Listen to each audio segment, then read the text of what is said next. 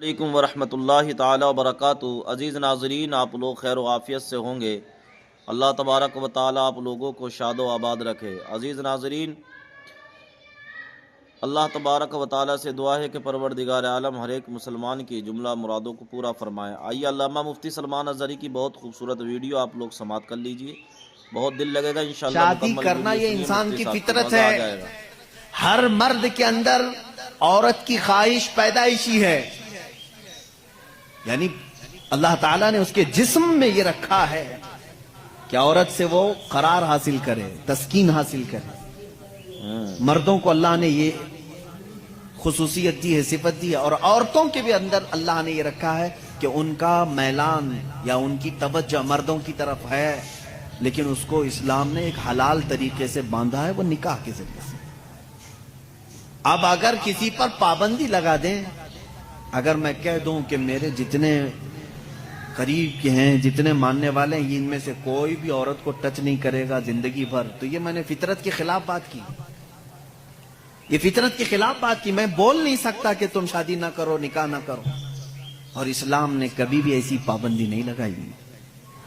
عیسائیوں نے اپنے اوپر لازم کر لیا کہ جو ان کا مذہبی ہوگا، ریلیجیس ہوگا، وہ عورتوں کو نہیں چھوئے گا۔ کتنی حیرت کی بات ہے۔ معلوم ہے آپ کو، آج دنیا میں ویمن رائٹس کی بات عیسائی کرتے ہیں جو خود نکاح نہیں کرتے۔ جو پادری نکاح نہیں کرتا، کبھی عورت کو اپنے ساتھ نہیں رکھتا، وہ ویمن رائٹس کی بات کرتا ہے۔ حیرت نہیں ہوتی؟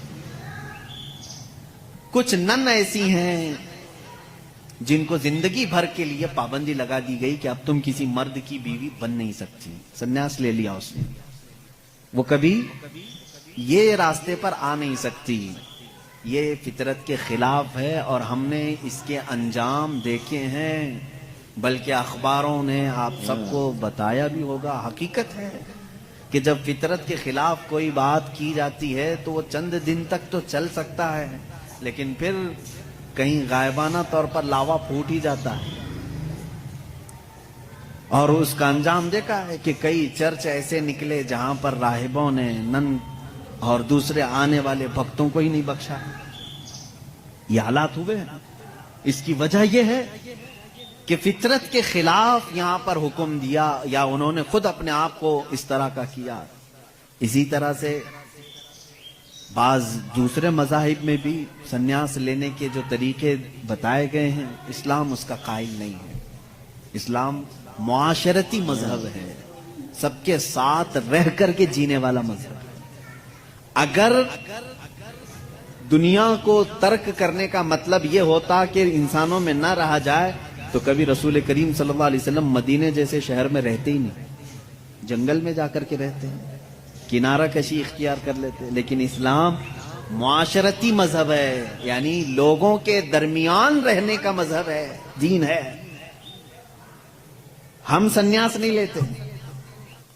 ایک صحابی، 3 صحابہ حضور صلی اللہ تعالی علیہ وسلم کے حجرے کے باہر کھڑے ہو کر کے یہ باتیں کر رہے تھے۔ حضور صلی اللہ علیہ وسلم رات کو عبادت کے لیے کھڑے ہوتے تو آدھی رات گزر جاتی تھی، تو تینوں نے دیکھ کر کے کہا یہ تو بخشے ہوئے ہیں، یہ معصوم ہیں، ان سے کوئی خطا نہیں ہوئی، اس کے بعد اتنی عبادتیں ہیں ان کی، ہم جیسوں کو تو کیا کرنا چاہیے، بڑی عبادت کرنی چاہیے۔ جب رسول اتنی عبادت کر رہے ہیں، تو ان تینوں صحابہ میں سے تینوں نے کیا کیا جانتے ہیں؟ ایک نے یہ اس دن وعدہ کر لیا، آج کے بعد سے میں کبھی کسی عورت کے پاس جاؤں گا ہی نہیں، زندگی بھر کے لیے عورت کے قریب نہیں جاؤں گا۔ دوسرے صحابی نے کہا آج کے بعد سے میں کبھی رات کو سوؤں گا ہی نہیں، پوری رات کھڑا رہوں گا۔ تیسرے صحابی نے کہا آج کے بعد سے میں کبھی کھاؤں گا ہی نہیں، دن میں بھی اور رات میں بھی روزہ رکھوں گا۔ رسول کریم صلی اللہ تعالی علیہ وسلم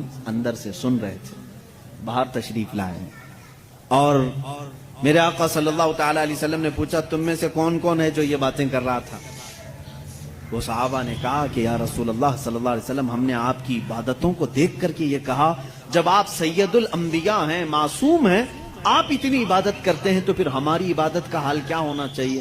ہمیں بہت زیادہ عبادت کرنے کی ضرورت ہے، اس لیے ہم نے ایسے ایسے عہد کیے میں نے کہا ہے کہ آج سے میں عورتوں کو چھوؤں گا نہیں, کبھی کسی کے قریب نہیں جاؤں گا, نکاح کر کے بھی نہیں جاؤں گا.